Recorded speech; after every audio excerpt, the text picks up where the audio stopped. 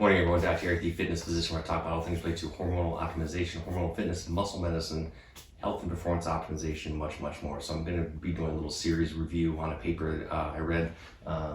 Basically talks about the metabolic changes in aging humans. And obviously this is important because we all want to age well. We want to improve our longevity. So there's no such thing as anti-aging. We can slow it down, but I want to focus on longevity, on increasing our health and performance as we get older, biologically increasing it, slowing down, even though chronologically we may be getting older, right? So that's what it's all about. So we made a multi-part series. So it had to do with aging and metabolism, and it especially had to do with people, the importance of movement and diet. And of course, people, it's especially studied and talked about the changes as we get older, especially if you get more sedentary, less activity.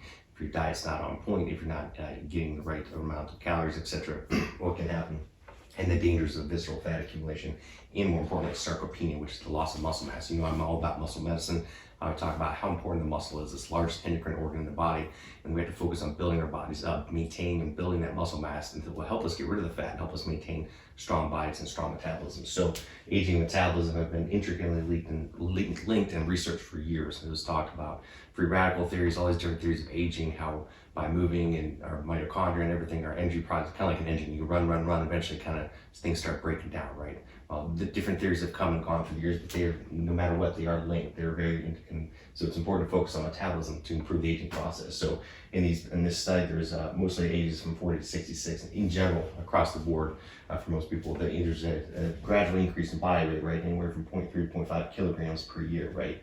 So that's a little bit over a pound, roughly about 1% per year. There's a loss in muscle and there's an increase in fat, especially the visceral fat. They also found in terms of metabolic studies that there's a decrease in resting energy expenditure, roughly about 4 kilocalories a year, and that can add up over time, right? And this is total resting energy expenditure, and somewhat more than what would be expected based on calories, and I'll get into that later. There's a decrease in activity and a decrease in the thermic effect of food, and I've talked about that before, where your body burns up energy just to digest energy. That's why we focus especially on protein and carbohydrates and things like this, because it takes a lot of energy to burn that. Now, it's not a huge amount, but hey, every little bit adds up, right? And that can make a big difference. So when you're dropping your thermic effect of food, dropping your activity, your overall resting energy expenditure, meaning how much energy you burn just doing activities or just sitting around, when that all goes down, that's your metabolism going down. And then of course that's going to lead to loss of muscle and increase in fat, not what we want. So in the next section, we'll talk a little bit about fat. I'm going to break this, can be part one. So basically, in general, most people tend to accumulate more subcutaneous fat, more in the upper body than the lower body. However, as we age, that can change, right? But the thing of it is, our bodies, especially when we're younger, especially, there's increased lipolysis. In other words, we break that fat down more readily in that area. Problem is, especially as we get older, and especially in women with the change in menopause and loss of estrogen, this can accumulate down below. That's why women tend to accumulate more fat in the hips and thighs, right? Because it moves from the upper down to the lower. So even more importantly, there's an increase in visceral fat and increased delivery of fatty acids. Those FFAs are free fatty acids. So our bodies don't get as good at storing the fat as we get older, but it's breaking them down more. So basically there's more free fatty acids, more fat floating through the bloodstream, and that's not good. That's not what we want. We want it to be used, or if it's going to be stored to be used later, that's fine, but we don't want to store too much, right? But the bottom line, there's too much floating around, and you get what's called ectopic fat deposition, and this can lead to metabolic dysfunction. In other words, these fatty acids are floating somewhere, so they got to go somewhere. So they go into your muscles, and they go into your liver, they go into your pancreas, and this causes insulin resistance. This causes a fatty liver. This is called sarcopenia. You know, if you look at that big piece of steak, I just did an Instagram yesterday of an MRI. My friend Sean Mayer shows these a lot, right? And he talks about marbling. You look at that steak, that marbling, that fat and muscle. It tastes good, but you don't want to be that way.